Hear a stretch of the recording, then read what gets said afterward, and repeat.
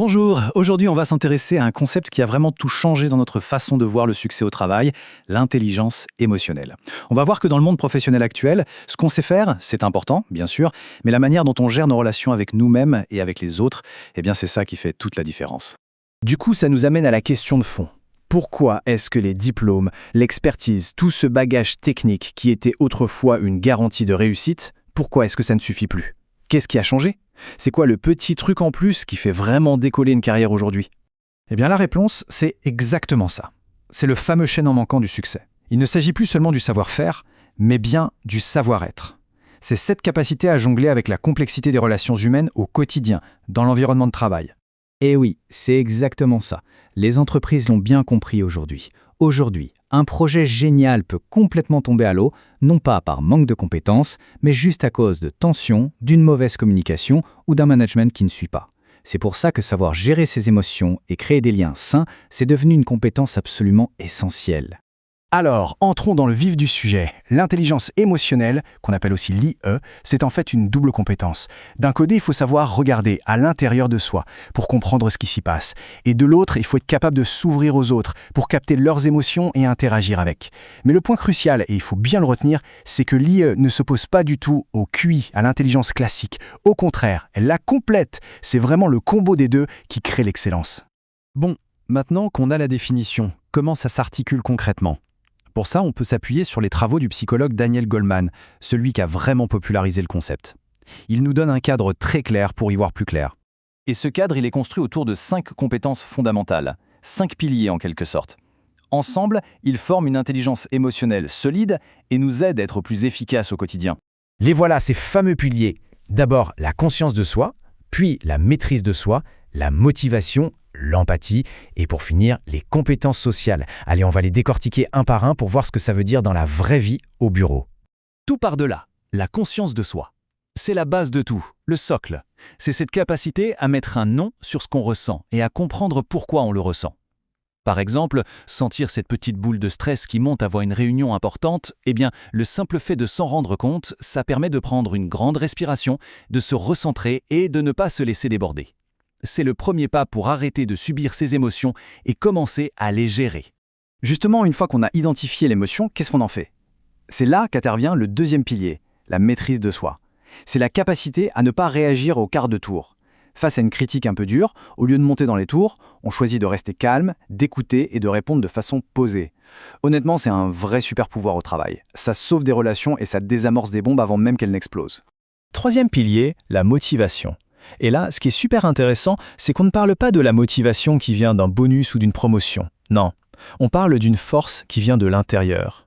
C'est cette envie de continuer, de rester positif même quand c'est difficile.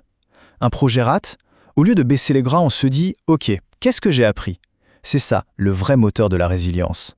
Avec le quatrième pilier, on quitte notre monde intérieur pour se tourner vers les autres. C'est l'empathie. Et attention, l'empathie, ce n'est pas juste être gentil, c'est vraiment essayer de se mettre dans les chaussures de l'autre pour comprendre ce qu'il ressent sans le juger. Par exemple, si on sent qu'un client est un peu nerveux, on peut changer sa façon de parler, le rassurer, et ça transforme complètement la relation. On passe d'une simple transaction à une vraie connexion de confiance. Et enfin, on arrive au sommet de la pyramide avec le cinquième pilier, les compétences sociales. En fait, c'est un peu la mise en pratique de tout le reste. C'est l'intelligence émotionnelle en action. C'est l'art de bien communiquer, de gérer les conflits, de motiver une équipe. C'est ce qui permet de créer une bonne ambiance et de mener un groupe vers un but commun. Sans ça, les meilleures idées du monde risquent de ne jamais voir le jour. Bon, on a vu le tableau d'ensemble avec les 5 piliers. C'est super. Mais en pratique, par où on commence? Eh bien, la première étape, c'est de se concentrer sur soi-même, de gérer son propre monde intérieur. Et avant de pouvoir gérer quoi que ce soit, il faut d'abord reconnaître. Il faut apprendre à jouer les détectives avec soi-même. Notre corps nous envoie plein de signaux. La mâchoire qui se crispe, le cœur qui s'emballe, nos pensées aussi, cette petite voix qui tourne en boucle. Et parfois, ce sont même les autres qui nous servent de miroir. Leurs réactions à notre ton de voix ou notre posture peuvent nous alerter sur notre propre état. Et ça, c'est un point absolument capital. Il faut arrêter de voir les émotions comme des ennemis à combattre. Chaque émotion a un message, une utilité. La colère, elle nous dit qu'une de nos valeurs a été bafouée. La peur, elle nous signale un danger. Les écouter, c'est comme lire les voyants sur un tableau de bord. Ce sont des informations précieuses pour bien réagir. D'ailleurs, cette citation de Stephen R. Covey résume l'idée à la perfection. Entre l'événement qui se produit et notre réaction, il y a un tout petit espace de temps. Eh bien, c'est dans cet espace que se trouve notre liberté, notre pouvoir de choisir notre réponse. La gestion émotionnelle, c'est exactement ça. Ok, on a parlé de soi. Maintenant, on va voir comment l'intelligence émotionnelle nous aide dans nos interactions avec les autres. Comment elle nous permet de mieux comprendre et de s'affirmer de la bonne manière. On revient rapidement sur l'empathie, car il y a une nuance très importante. Comprendre quelqu'un ne veut pas dire être d'accord avec lui. C'est juste écouter activement, sans jugement, pour créer un lien de confiance. C'est vraiment le ciment qui fait tenir une équipe. Sans ça, tout se fissure. Et l'empathie, ça va de pair avec une autre compétence, l'assertivité. C'est très bien illustré ici. Imaginez une ligne. À un extrême, il y a la soumission, quand on n'ose rien dire. À l'autre extrême, il y a l'agressivité, quand on impose ses idées. L'assertivité, c'est le juste milieu parfait. C'est la capacité d'exprimer clairement ses besoins et ses opinions, mais toujours avec respect. C'est la clé d'une communication saine. Bon, on arrive vers la fin. Toute cette théorie, c'est bien beau, mais quel est l'impact concret sur le travail? Est-ce que l'intelligence émotionnelle, ça se mesure en termes de performance? La réponse est un grand oui. Les bénéfices sont énormes et bien réels. On voit des leaders qui sont plus inspirants, une communication beaucoup plus fluide et surtout moins de conflits qui pompent l'énergie de tout le monde. Résultat, les équipes sont plus motivées, plus soudées et le bien-être au travail augmente. Et quand les gens se sentent bien, devinez quoi? La créativité et l'innovation explosent.